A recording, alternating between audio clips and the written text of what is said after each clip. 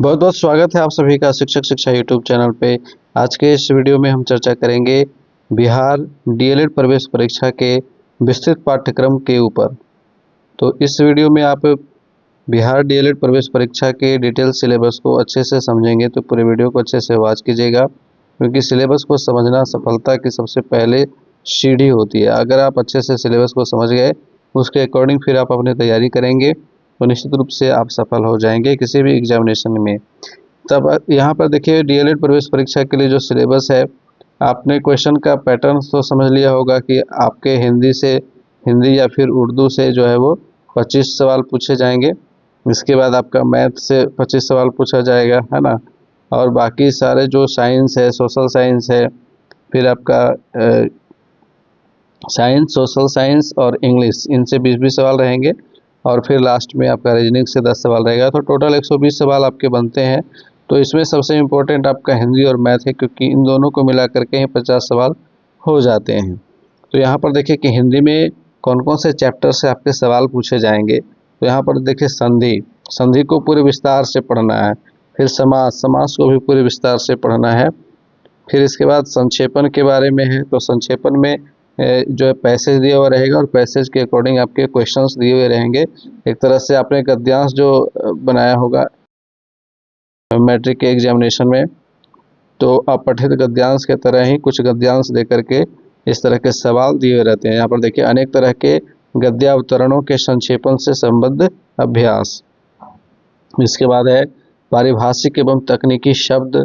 इसके बाद उदाहरित वाक्यों में व्यवहृत शब्दों में से ऐसे शब्द की पहचान, मुहावरे और लोकोक्तियाँ, वाक्य प्रयोग, वाक्य शुद्धि, पदबंध, वाच्य, जो वॉइस आप लोग इंग्लिश में पढ़ते तो हिंदी में उसको वाच्य बोलते हैं, वाच्य एवं उनके भेद, और वाक्य प्रकार। ये हो गया, इतना सेक्शन जो है आपका व्याकरण का है, ठीक है। ये पार्ट आपका व्याकरण का है। इसके बाद देखिए, व्याकरण के बाद साहित्य शास्त्र है। तो ये साहित्य शास्त्र जो है वो बिल्कुल अलग चीज़ हो जाती है, क्योंकि इसमें आपको शब्द शक्ति पढ़ना है, व्यंजना, अलंकार, अर्थालंकार में आपको उपमा, रूपक, उत्प्रेक्षा, विरोधाभास, छंद प्रमुख, इसमें वार्णिक छंद, काव्य गुण, रस इत्यादि पढ़ने होते हैं। तो ये साहित्य शास्त्र में कुछ नई चीज़ों को आपको देखना पड़ेगा। तो ये थोड़ा सा टॉपिक हटके हो जाता है, और इससे काफ़ी सवाल देखने को मिले हैं। प्रीवियस ईयर क्वेश्चंस को आप जब देखिएगा तो इससे बहुत सारे सवाल आपको देखने को मिलेंगे। अब बात करेंगे आगे इंग्लिश के लिए। तो इंग्लिश का देखिए, यहाँ पर दिया ग्रामेटिकल आइटम्स एंड स्ट्रक्चर्स। इसमें है reinforcement of items like sequence of tense in connected speech. इसके बाद है reported speech in extended text, यानी कि आपका नरेशन यहाँ पूछा जा रहा है, ठीक है। तो नरेशन की आप तैयारी करेंगे अच्छे से, ठीक है। इसके बाद है यूज ऑफ नॉन फिनाइट्स। इसके बाद पैसिव वॉइस। इसके बाद है पंक्चुएशन मार्क्स, और इसके बाद प्रीपोजिशन, फिर सिंथेसिस यूजिंग कोहेसिव डिवाइसेस। इसके बाद है phrases and idioms including phrasal verbs and prepositional phrases. इसके बाद क्लाउज आपको पढ़ना है, इसमें कंडीशनल क्लाउज को पढ़ना है। फिर है सब्जेक्ट वर्ब एग्रीमेंट।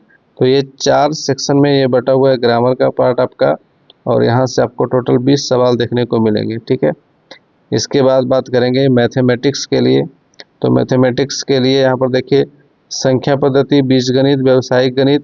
व्यावसायिक गणित केवल आपको जो है कॉम्पिटेटिव मैथ से पढ़ना है, बाकी सब आपके क्लास 9th और 10th वाले चैप्टर में मिल जाएंगे।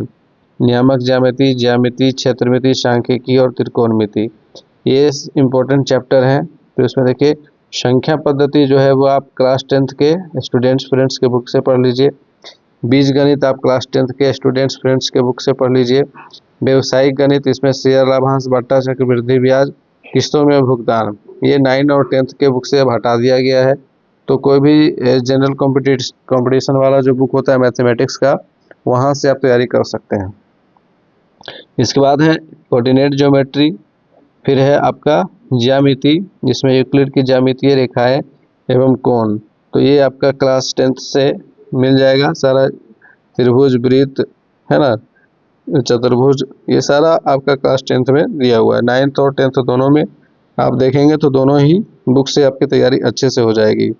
हीरो का सूत्र वगैरह सब इसमें आ जाएगा। इसके बाद क्षेत्रमिति है, तो क्षेत्रमिति में क्षेत्रफल एवं पृष्ठ क्षेत्रफल आपने क्लास 9 और 10th में बनाया ही होगा। ठीक है, शंकु, बेलन, गोला, घन, घनाभ, अर्धगोला, तो ये सारे चैप्टर इसमें समाहित होते हैं क्षेत्रमिति में, मेंसुरेशन में। इसके बाद सांख्यिकी है, सांख्यिकी में आपका जो भी है मिड, मीन, है ना, माध्य, माध्यक, माध्यिका, बहुलक, वो सारा इसमें आ जाता है। इसके बाद त्रिकोणमिति है, तो त्रिकोणमिति में आपको त्रिकोणमितीय अनुपात, त्रिकोणमितीय तादात्म्य में ये इम्पोर्टेंट होता है, और इसमें आपको जितना भी बेसिक फार्मूलाज है उसके बारे में आपको समझना है, और रिवीजन एक तरह से आपका होगा, क्योंकि आप लोगों ने सभी लोगों ने क्लास 10th में पढ़ा ही होगा। तो त्रिकोणमिति के सारे बेसिक फार्मूले को आप याद रखेंगे, क्योंकि त्रिकोणमिति से 4-5 सवाल पूछे जाते हैं। इसके बाद बात करेंगे साइंस के, तो साइंस में देखिए आपका क्लास 9 और 10th से मिला करके कुछ इंपॉर्टेंट चैप्टर्स यहाँ पर दिए गए हैं। जैसे ये वाला देखिए, पादप एवं जंतु जनन, तो जनन वाला जो चैप्टर है आपका, है ना, वहाँ से जैव प्रक्रम से आ जाएगा, है ना, क्लास 10th में भी है। इसके बाद वाष्पीकरण और उष्मा का अवशोषण, ये आपका फिजिक्स का चैप्टर है। ठोस, द्रव और गैस विशिष्टता, ये तत्व यौगिक मिश्रण, ये आपका क्लास 9th में केमिस्ट्री में भी है। ठीक है, और क्लास 10th में भी आपको मिल जाएगा ये सारा जो मिश्रण के बारे में है, समांगी मिश्रण और समांगी मिश्रण, कोलाइड, निलंबन, है ना, ये क्लास 10th में भी है। तो ये सारा केमिस्ट्री का इम्पोर्टेंट टॉपिक यहाँ पर आप देखिएगा, इसमें सब कुछ समाहित है लगभग। मोल की अवधारणा, कण की सन्निहिति, सामान्य यौगिक, है ना, रासायनिक सूत्र, परमाणु के सूक्ष्मतम कणों, इलेक्ट्रॉन, प्रोटॉन और न्यूट्रॉन से बनते हैं, इसके बारे में कुछ सवाल आपको यहाँ से देखने को मिलते हैं। फिर समस्थानिक, संभारिक, इसके बारे में सवाल रहते हैं। इसके बाद पौधे एवं जंतुओं में विविधता, तो जैव विविधता वाला जो चैप्टर है वहाँ से आप इसको सारे टॉपिक यहाँ से देख सकते हैं। वैज्ञानिक नामकरण के आधारभूत मुद्दे, वर्गीकरण का आधार, इसमें देखिएगा अलग अलग जीवों का जो वैज्ञानिक नाम है ना, जैसे कि गाय का वैज्ञानिक नाम क्या, बोस इंडिकस है, तो इस तरह के सवाल देखने को मिलेंगे।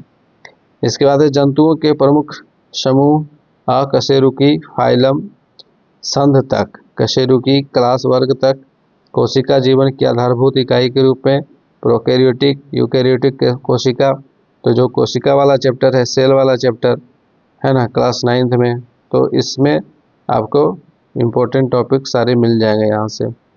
फिर देखिए क्लोरोप्लास्ट, माइटोकॉन्ड्रिया, ये सारा इसी से रिलेटेड, कोशिका वाला चैप्टर में ये सारा है। रिक्तिकाएँ, अंतर्द्रव्य जालिका, गोल्जी कॉय केंद्रक, क्रोमोसोम की आधारभूत संरचना एवं संख्या, जैविक गठन के स्तर, उत्तक, अंग, अंग तंत्र एवं जीव, ये सारा आपका बायोलॉजी वाला पार्ट है। इसके बाद सूक्ष्म जीवों से उत्पन्न होने वाले रोग एवं बचाव, ये भी आपका बायोलॉजी वाला पार्ट है, और इसमें जीवाणु, विषाणु एवं प्रोटोजोआ दे रखा है, लेकिन और भी कवक से भी उत्पन्न होने वाले रोगों के बारे में भी आप जानकारी रखेंगे तो बेहतर होगा। इसके बाद है पदार्थों का अंतर कोशिकीय एवं किसी लिविंग सिस्टम में कोशिकीय वातावरण में विसरण, विनिमय, ये सारा का सारा आपका क्या है, ये आपका ये बायो वाला पार्ट ही है। इसके बाद देखिए गति विस्थापन, तो पूरा आपका मोशन वाला जो चैप्टर है क्लास 9th का फिजिक्स से, है ना, उसको आपको देखना है, गति का चैप्टर। इसमें आपको जो इम्पोर्टेंट परिभाषाएं हैं, सूत्र है, वो आपको ध्यान में रखना है। त्वरण, समान और असमान त्वरित गति के लिए वेग समय ग्राफ, ग्राफीय विधि द्वारा गति के समीकरण, समान वृत्तीय गति की का प्रारंभिक ज्ञान, ये पूरा का पूरा गति वाला चैप्टर यहाँ पर डाल दिया गया है। फिर है बल और गति, न्यूटन के गति नियम, तो न्यूटन का जो गति नियम है वो अभी गति वाले चैप्टर से ही रिलेटेड है। तो इसमें आपको क्या क्या देखना है, पिंड का जड़त्व, जड़त्व और संहति वेग, बल और त्वरण, संवेग संरक्षण का सिद्धांत, क्रिया प्रतिक्रिया बल, गुरुत्वाकर्षण, गुरुत्वाकर्षण के सर्वव्यापक नियम, जो पृथ्वी का गुरुत्वाकर्षण बल होता है, जी का मान क्या होता है, ठीक है, कैपिटल जी का मान क्या होता है, ये सब आपको याद रखना है। साथ ही कुछ जो इम्पोर्टेंट फार्मूलाज हैं उसको आपको ध्यान में रखना है। गुरुत्व के कारण त्वरण, संहति और भार, स्वतंत्र रूप से गिरता हुआ पिंड। फिर आपको है पढ़ना है कार्य, ऊर्जा और शक्ति, वर्क, एनर्जी एंड पावर। तो इसमें फिजिक्स से आपको ये चैप्टर्स देखने को मिल जाएंगे, और इसमें बल के द्वारा किया गया कार्य, ऊर्जा, शक्ति, और ये जो गतिज ऊर्जा, स्थितिज ऊर्जा, इसको ध्यान में रखना है। ऊर्जा के संरक्षण का नियम क्या होता है, इसको ध्यान में रखना है। फिर है तैरती हुई वस्तुएं, दाब और प्रणोद, आर्किमिडीज का सिद्धांत, ये देखिए आर्क गलत लिख दिया है, आर्किमिडीज क के ऊपर रेफ होगा। आर्किमिडीज का सिद्धांत, उत्प्लावन बल, आपेक्षिक घनत्व का प्रारंभिक ज्ञान, इसको ध्यान में रखना है। ध्वनि की प्रकृति और इसका विभिन्न माध्यमों में अभिगमन, तो ध्वनि वाला चैप्टर जो कि फिजिक्स का चैप्टर है, यह भी आपको ध्यान में रखना पड़ेगा। नहीं यानी कि देखेगा तो पूरा फिजिक्स, केमिस्ट्री, बायो को पूरा डाल दिया है, क्लास 9 और 10th के पूरे सिलेबस को डाल दिया मैंने। इसीलिए पिछले वीडियो में आप लोगों को बताया था कि आप क्या कीजिए कि क्लास 10th का जो बोर्ड एग्ज़ाम होता है, तो क्लास 10th के बोर्ड एग्ज़ाम के प्रीवियस ईयर क्वेश्चंस को आप सॉल्व कीजिए। साइंस वाला एक क्वेश्चन में आपके 100 सवाल रहते हैं, 5 साल का क्वेश्चन सॉल्व कीजिएगा, 500 सवाल खटाखट बन जाएंगे, और ऐसे ही सवाल इसमें पूछे जाते हैं डीएलएड में। इसके बाद देखिए प्राकृतिक संसाधन से संबंधित भी सारे टॉपिक आपको देखने को मिलेंगे। भौतिक संसाधन है ना, इसमें वायु, जल, मिट्टी संसाधन, श्वसन हेतु, दहन हेतु, तापक्रम को सीमित या विकिरण करने हेतु वायु की भूमिका क्या है, वायु का चलना, एवं पूरे भारत में वर्षा लाने में इनकी भूमिका क्या है। तो मानसून से संदर्भ, ये एक तरह से आप ज्योग्राफी का जो चैप्टर क्लियर कीजिएगा ना, तो ये चैप्टर खुद ब खुद क्लियर हो जाएगा। तो ज्योग्राफी और ये वाला प्राकृतिक संसाधन, ये दोनों सेम है। इसके बाद देखिए वायु, जल एवं मृदा प्रदूषण, ओजोन परत में छेद, तो ओजोन परत से तो एक सवाल आता ही आता है ना। तो ओजोन परत से रिलेटेड जो इम्पोर्टेंट कॉन्सेप्ट है उसको आप अच्छे से समझ लीजिएगा, और जितना इम्पोर्टेंट पॉइंट उसको याद कर लीजिएगा।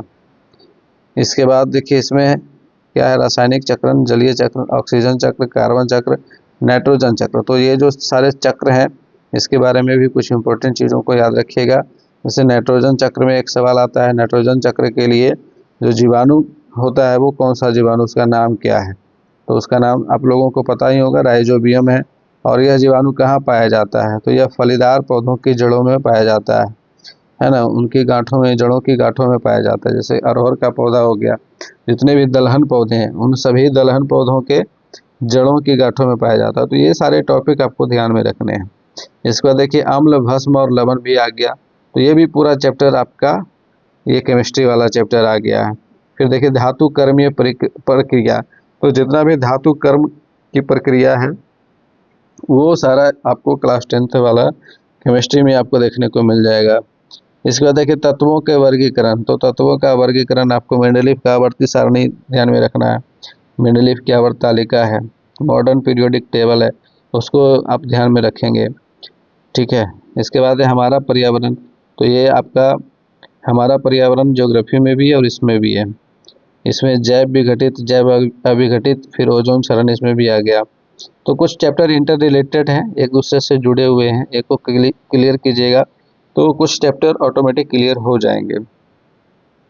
इसके बाद सजीव को परिभाषित करें, पौधे एवं जंतुओं में पोषण, श्वसन, परिवहन, ये जितना भी जैव प्रक्रम है ना, तो वो आप एक बार अच्छे से सारे पॉइंट्स ध्यान में रखेंगे। जैसा कि मैंने कहा कि फिजिक्स, केमिस्ट्री, बायो चैप्टर के लास्ट में जो ऑब्जेक्टिव क्वेश्चंस होते हैं आप उनको ध्यान में रखिए, और सब बुक के ख़त्म होने के बाद भी लास्ट में बहुत सारे ऑब्जेक्टिव क्वेश्चंस हर एक चैप्टर से दिए हुए रहते हैं भारतीय भवन के बुक में, तो वहाँ से आप सारे क्वेश्चंस को ध्यान में रखेंगे, और जितने इंपॉर्टेंट क्वेश्चंस होंगे ना उसको आप याद रखिएगा।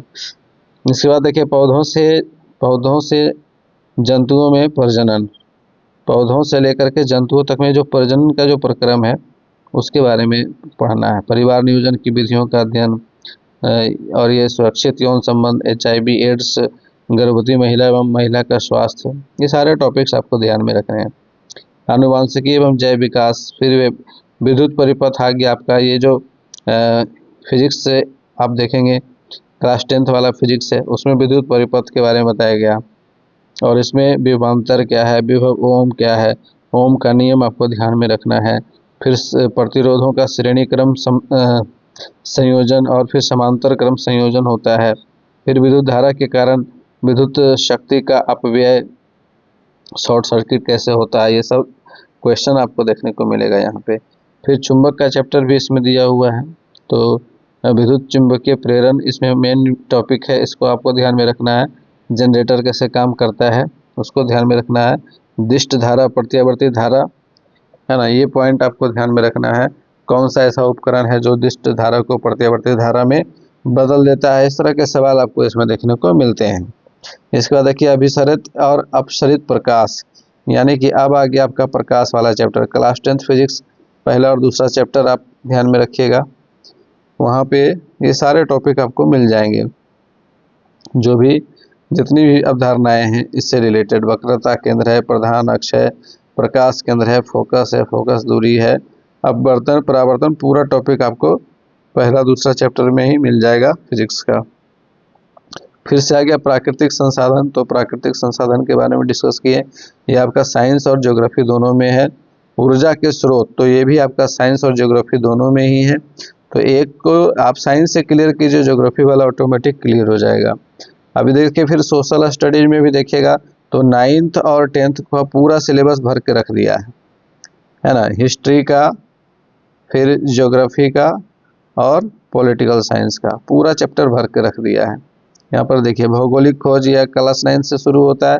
अमेरिकी स्वतंत्रता संग्राम, फ्रांस की क्रांति, नाजीवाद, हिटलर, प्रथम विश्व युद्ध, द्वितीय विश्व युद्ध, आदिवासी समाज और उपनिवेशवाद, कृषि और खेतीहर समाज, ये सारा देखिएगा। पूरा हिस्ट्री का चैप्टर जो है 9 से शुरू करके 10th तक खत्म किया है। यहाँ पर देखिए भारत में राष्ट्रवाद आ गया, अर्थव्यवस्था आजीविका आ गया, शहरीकरण और शहरी जीवन, व्यापार और भूमंडलीकरण, प्रेस संस्कृति और राष्ट्रवाद, है ना। तो ये यहाँ तक जो है आपका हिस्ट्री वाला पूरा चैप्टर उठा के डाल दिया है। 9th से शुरू किया और 10th पे जाके ख़त्म किया है। तो 9 और 10th के जितने भी चैप्टर के लास्ट में जो ऑब्जेक्टिव क्वेश्चंस आप लोगों ने बनाया होगा उसका अगर नोट बना के रखे होंगे तो आपके लिए अभी देखिए बहुत ही आसान हो जाएगा। और अगर नोट्स नहीं बनाया है तो चैप्टर के लास्ट में सारे ऑब्जेक्टिव क्वेश्चंस का अभी नोट बनाइए आप, वो सारा मामला आपका ख़त्म हो जाएगा यहाँ। नहीं तो एक और उपाय बताते हैं, आपके पास अगर बीबीडी वाला गेस्ट पेपर होगा, अगर सुरक्षित होगा तब तो ये काम में आ जाएगा। वैसे फाड़ के चोरी करने के लिए लेके गए होंगे तो ख़त्म हो गया होगा। अगर बीबीडी का गेस्ट पेपर होगा तो उसमें बहुत सारा ऑब्जेक्टिव क्वेश्चंस दिया हुआ रहता है, और सारा ऑब्जेक्टिव क्वेश्चन ध्यान से देखिएगा। और ये भी देखिएगा कि बीबीडी में कुछ गलतियाँ भी रहती हैं, तो गलत याद नहीं करिएगा, उसको सही सही याद करना है। अब इसके बाद देखिए यहाँ से शुरू होगा आपका ये आ गया स्थिति एवं विस्तार से, यहाँ से आपका ज्योग्राफी शुरू होगा। ठीक है, तो ज्योग्राफी में देखिएगा तो ये क्लास 9 और 10th ये दोनों का ही चैप्टर डाल दिया है, पूरा उठा करके डाल दिया। और इसमें ध्यान रखिएगा कि ज़्यादातर NCERT की किताब से सवाल बनाता है, SCERT वाला से नहीं, NCERT वाला से बनाता है सवाल। तो NCERT वाला अगर किताब आपके पास नहीं है तो एगो ऐप है जिसका नाम है NCERT, नाम है उस ऐप का NCERT, उसको गूगल प्ले स्टोर से डाउनलोड कर लीजिए, उसमें सारा बुक आपको मिल जाएगा। ठीक है, तो क्लास 9 और 10th का ही आपको डाउनलोड करना है, ज़्यादा नहीं।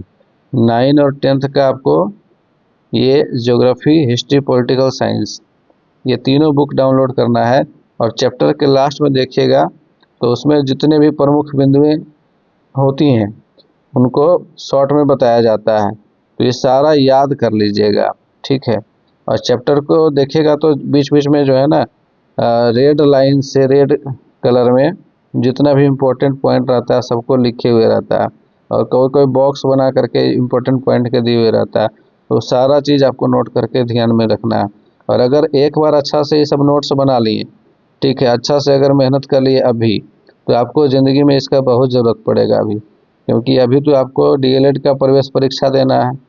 और DLED जब आप पास करिएगा तो उसके बाद फिर आप CTET में बैठिएगा। ठीक है, CTET में तो DLED में जब एडमिशन हो जाएगा तभी बैठने के लिए एलिजिबल हो जाइएगा। और CTET पर एक बार अगर CTET क्लियर हो गया तो फिर BPSC TRE में बैठना पड़ेगा टीचर बनने के लिए। तो BPSC TRE में बैठने पर फिर आपको फिर से ही सारा नोट्स काम देगा। और अगर आपका BPSC TRE में नहीं जाने का मन है, आपको केंद्रीय विद्यालय में आने का मन है, तो फिर वहाँ ये सारा नोट्स फिर से काम देगा। तो एक बार अगर अच्छा से नोट्स बना करके रख लिए ना तो फिर आपको ज़िंदगी भर काम देगा। और नहीं तो आपको अगर BPSC UPSC में जाने का मन है तो वहाँ भी आपको ये सारा नोट्स काम में आ जाएगा। तो एक बार बढ़िया से मेहनत कर लीजिए, ये ज़िंदगी भर काम में आने वाले सारे नोट्स हैं। अब इसके बाद ये देखिए, एक एक करके सारा चैप्टर आप देखते जाइए। पूरा आपका 9 और 10th का सिलेबस यहाँ पर छाप दिया है पूरा। अब यहाँ देखिए, यहाँ से शुरू हो जाता है आपका क्या, पॉलिटिकल साइंस शुरू हो जाता है। समकालीन विश्व में लोकतंत्र, लोकतंत्र जैसे ही आ गया समझ लीजिए पॉलिटिकल साइंस आ गया। संविधान है तो संविधान को, जितने भी संविधान में महत्वपूर्ण अनुच्छेद हैं और उसका वो अनुच्छेद का क्या कहना है, उसका क्या नियम है, ये सब आपको ध्यान में रखना पड़ेगा। फिर लोकतंत्र में चुनावी राजनीति, इससे ज़्यादा इम्पोर्टेंट क्वेश्चंस नहीं पूछता है, संविधान से ज़्यादा पूछेगा। और इसके बाद इसमें देखिए लोकतंत्र की जो संस्थाएं हैं, राष्ट्रपति का चुनाव कैसे होता है, तो प्रधानमंत्री का चुनाव कैसे होता है, ठीक है, ये सब से कुछ इम्पोर्टेंट क्वेश्चन पूछता है। फिर लोकतांत्रिक अधिकार है तो इसमें मौलिक अधिकार, अधिकारों का बढ़ता दायरा, मानवाधिकार, सूचना का अधिकार। तो आपको ये ध्यान में रखना है कि मानवाधिकार आयोग का गठन कब हुआ, फिर सूचना का अधिकार कब आया, कब लागू हुआ, कैसे लागू हुआ, उसके पीछे का इतिहास क्या था, क्यों लागू हुआ, ये सब कॉन्सेप्ट आपको क्लियर करके रखना पड़ेगा। इसके बाद देखिए पूरा का आपको जो है लोकतंत्र की चुनौतियाँ ये ख़त्म किया क्लास 10th से, है ना। तो इस तरह से आप देखे होंगे इसमें भी कि जो साइंस और सोशल साइंस का सिलेबस दिया है वो पूरा 9th और 10th को छाप दिया करके। अब इसके बाद रीजनिंग वाला चैप्टर देख लीजिए क्या रहेगा।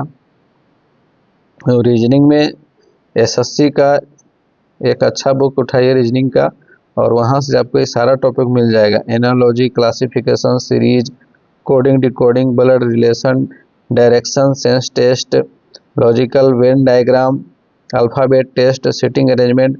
अब देखिए इतना सारा टॉपिक दिया हुआ है तो सारा टॉपिक से सवाल नहीं पूछता है। आप पिछला सवाल देखिएगा, पिछला साल वाला सवाल देखिएगा तो 10 ही सवाल है ना उसमें, रीजनिंग से 10 ही सवाल पूछेगा और टॉपिक दे दिया है 25 को, तो 25 टॉपिक से अगर एक एक सवाल बनाएगा तो 25 सवाल हो जाएगा। तो सारे टॉपिक से आपको सवाल देखने के लिए नहीं मिलेगा। जो इम्पोर्टेंट टॉपिक है जैसे एनालॉजी है, इससे आपको सवाल रहेगा ही रहेगा, कोडिंग डिकोडिंग से रहेगा ही, ब्लड रिलेशन से रहेगा ही, वेन डायग्राम से रहेगा, इसके बाद देखिए सिटिंग अरेंजमेंट से रहेगा, इसके बाद मैथमेटिकल ऑपरेशन से रहेगा, इसके बाद अर्थमेटिकल रीजनिंग रहेगा। जैसे कि सीरीज वाला देखे होंगे कि 3 है, उसके बाद 7 दे दिया, उसके बाद 12 दे दिया, उसके बाद 17 दे दिया, उसके बाद क्या आएगा भरिए यहाँ पर। तो इस तरह का जो सवाल होता है। इसके बाद देखिए इम्पोर्टेंट और कौन है हम बता देते हैं। अर्थमेटिकल तो बता ही दिए इम्पोर्टेंट है। इसके बाद देखिए यहाँ पर सिलोजिज्म है, ये आपका रहता है। स्टेटमेंट एंड आर्गुमेंट रहेगा। इसके बाद एसर्शन एंड रीजन, इससे एक सवाल आपको देखने के लिए मिलेगा, ठीक है। तो ये कुछ जो है ये टॉपिक सारा बुक में नहीं मिलता है, इसको भी आपको ध्यान में रखना पड़ेगा। तो अगर मान लीजिए कि कोई बुक आप लिए और ये सारा टॉपिक नहीं मिला तो आपको चिंता नहीं करना है, आप यूट्यूब पर सर्च कर लीजिएगा तो कुछ अच्छा टीचर का क्लास भी मिल जाएगा, ठीक है। और पिछले साल 2023-25 वाला, 2024 वाला कुछ मेरा भी वीडियो पिछला मिल जाएगा, प्लेलिस्ट बना हुआ होगा, वहाँ से भी आप देख सकते हैं। वैसे कोशिश करेंगे कि पूरा का पूरा लगभग तैयारी करा दें ताकि आप लोगों को परेशानी कम हो। और एक चीज़ याद रखिए कि जितना सेल्फ स्टडी कीजिएगा उतना ज़्यादा आपके लिए बेहतर होगा। और जैसा कि अभी बताएं कि साइंस और सोशल साइंस में अगर आप खुद से मेहनत करते हैं और नोट्स तैयार करते हैं तो ये आपको ज़िंदगी भर काम देगा, ठीक है। और केवल साइंस सोशल साइंस ही नहीं, ये सारा सब्जेक्ट भी आपको कभी पीछा नहीं छोड़ेगा। हिंदी और इंग्लिश तो कहीं किसी एग्जाम में पीछा ही नहीं छोड़ेगा। बीपीएससी टीआरई में भी बैठिएगा तो पहले हिंदी और इंग्लिश आपका टेस्ट लेगा, हिंदी इंग्लिश में पास हुए तो फिर आगे चेक होगा, नहीं तो नहीं चेक होगा। तो इस तरह का कुछ कंडीशन रहता है। सभी एग्जाम का अपना अपना सिलेबस होता है, सिलेबस को अच्छे से समझ लिए, अब इसके अकॉर्डिंग आपको प्रिपरेशन करना है। तो प्रिपरेशन के लिए सबसे बढ़िया उपाय जो हम बताए हैं उसको आपको ध्यान में रखना है। इस साइंस और सोशल साइंस के लिए आप सबसे अच्छा उपाय आपके पास यही है कि प्रीवियस ईयर क्वेश्चंस को आपको देखना है, ठीक है। प्रीवियस ईयर क्वेश्चन आप डीएलएड वाला भी देखिए, ठीक है, डीएलएड वाला भी देखिए, और जो मैट्रिक के बोर्ड एग्जाम में पूछता है तो बोर्ड एग्जाम वाला क्वेश्चन देखिए। आपको कोई कोचिंग का ज़रूरत नहीं पड़ेगा, आप खुद से अच्छा नंबर ले आइएगा। तो एक बार इस सिलेबस को हम व्हाट्सएप ग्रुप पे डाल देते हैं। जो हमारा व्हाट्सएप ग्रुप है, जुड़ना चाहिएगा तो लिंक आपको डिस्क्रिप्शन बॉक्स में मिल जाएगा, वहाँ से जुड़ सकते हैं। टेलीग्राम का भी लिंक डाला हुआ है, तो टेलीग्राम पर भी डाल देंगे और यहाँ से आप डाउनलोड कर लीजिएगा और नोट्स बनाइए। ठीक है, सबसे पहले आप डीएलएड प्रवेश परीक्षा लिखिए ऊपर में और उसका लिखिए पाठ्यक्रम, सिलेबस। और सिलेबस कैसे लिखिएगा, सब्जेक्ट वाइज लिखिए। पहले सामान्य हिंदी का, ठीक है, और एक तरफ लिखिए सीरियल नंबर, उसके बाद लिखिए चैप्टर का नाम, उसके बाद लिखिए रेफरल बुक लिखिए। ठीक है, रेफरल, एक मिनट, पहले देखिए सीरियल नंबर लिखिएगा, सीरियल नंबर के बाद लिखिएगा चैप्टर का नाम, चैप्टर का नाम, उसके बाद रेफरल या रेफरेंस बुक लिखिए, यानी कि कौन सा बुक से हम तैयारी कर पाएंगे इस चैप्टर का। जैसे संधि है तो संधि के लिए आपको ये जितना टॉपिक हम बताए हैं इसमें सामान्य हिंदी में, ये सब के लिए एक इम्पोर्टेंट किताब है लुसेंट हिंदी व्याकरण। ठीक है, इसमें सारा चैप्टर आपको मिल जाएगा जितना चैप्टर दिया गया है। ठीक है, तो वहाँ से आप नोट्स आपको तैयार करना है, कॉन्सेप्ट आपको क्लियर करना है, तो आपको खुद का नोट्स बनाना पड़ेगा। तो इसके लिए जैसे हम बता रहे हैं वैसे आप कीजिए। तो जितना भी चैप्टर है उसको फटाफट लिखिए, उसका रेफरेंस लिखिए और ये 1 घंटा में आप सभी चैप्टर्स लिख लीजिएगा। उसके बाद जैसे कि देखिए रेफरेंस बुक के लिए आपको एक ही नाम लिखना है लुसेंट का, वो क्लियर हो गया। आपके पास अगर नहीं है तो खरीद लीजिए। इसके बाद फिर इंग्लिश के लिए, तो इंग्लिश ग्रामर के लिए आप कोई रेफरेंस बुक लिख लीजिए। जैसे कि एसएससी का इंग्लिश प्रिपरेशन के लिए कोई बुक आता है, उसमें सारा चैप्टर आपको मिल जाएगा। ठीक है, एसएससी के लिए जो इम्पोर्टेंट बुक आता है ना इंग्लिश ग्रामर के लिए प्रिपरेशन के लिए, वहाँ से आपकी तैयारी सारी हो जाएगी। फिर मैथ के लिए आपको क्लास 10th वाले बुक से ही प्रिपरेशन हो जाएगा, स्टूडेंट्स फ्रेंड्स वाला ले लीजिएगा, वहाँ से सारा चैप्टर मिल जाएगा आपको। इसके बाद साइंस और सोशल साइंस के लिए तो पूरा बढ़िया से बता दिए हैं। अब ये सिलेबस वाला वीडियो हमारा यहाँ पे होता है ख़त्म। उर्दू वाला भी देखिए दिया हुआ है, जो उर्दू के कैंडिडेट हैं वो यहाँ से स्क्रीनशॉट ले सकते हैं। तो अब हम इस वीडियो के यहाँ पे ख़त्म करेंगे। इसके बाद हम टॉपिक वाइज वीडियो लाएंगे आप लोगों के लिए, हिंदी के ऊपर, इंग्लिश के ऊपर, फिर मैथ, सोशल साइंस, साइंस के ऊपर भी लाएंगे। तो चैनल को सब्सक्राइब करके रख लीजिएगा। मिलते हैं फिर से नेक्स्ट वीडियो में, तब तक के लिए गुड बाय, टेक केयर।